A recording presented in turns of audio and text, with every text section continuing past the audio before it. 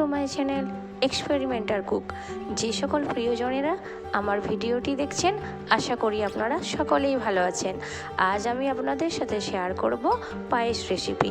আশা করি সম্পূর্ণ ভিডিও জুড়ে আপনারা আমার সাথে থাকবেন।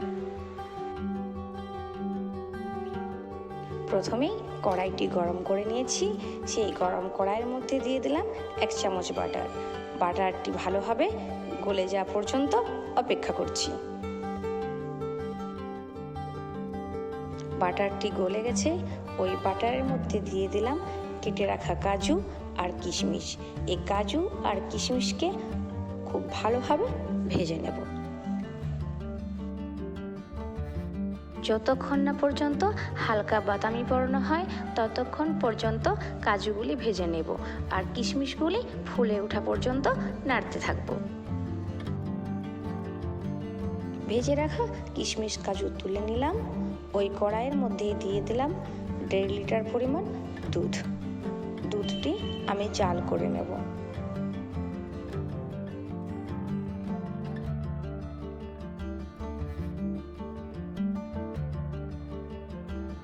আমি আগের থেকেই গোবিন্দভোগ চাল ধুয়ে জলে ভিজিয়ে রেখেছি।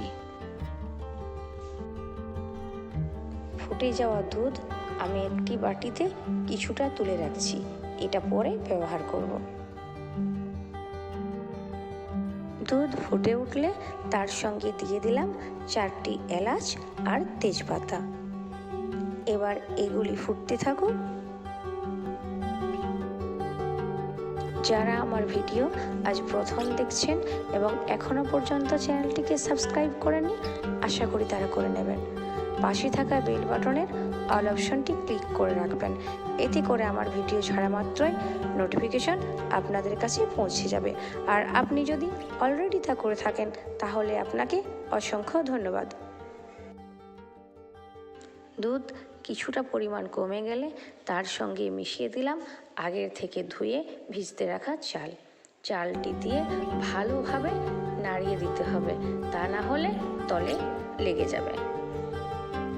আমি নাড়তে নাড়তেই যোগ করে দিয়েছিলাম 1 চিমটি পরিমাণ লবণ। যারা মিষ্টি খাবারে নোনতা স্বাদ পছন্দ করেন না তারা এটা স্কিপ করতে পারেন।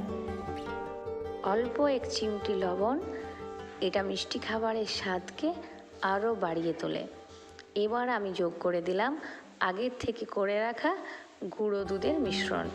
যে দুধটা প্রথমে আমি তুলে রেখেছিলাম তার সঙ্গে 1 কাপ পরিমাণ গুঁড়ো দুধ আমি মিশিয়ে নিয়েছিলাম। যদি আমার ভিডিও আপনাদের কাছে ভালো লাগে তাহলে একটি লাইক করে দেবেন আর কমেন্ট করে জানাবেন ভিডিওটি আপনাদের কেমন লেগেছে।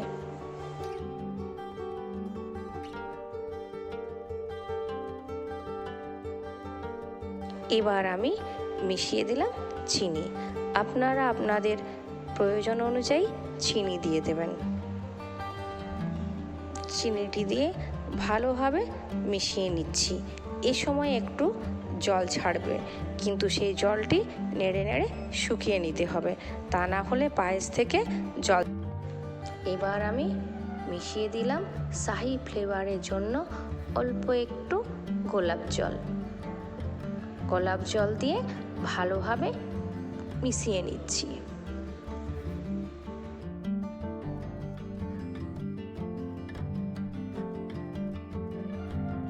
এবার উপর থেকে ছড়িয়ে দিলাম আগে থেকে ভেজে রাখা কিশমিশ আর কাজু।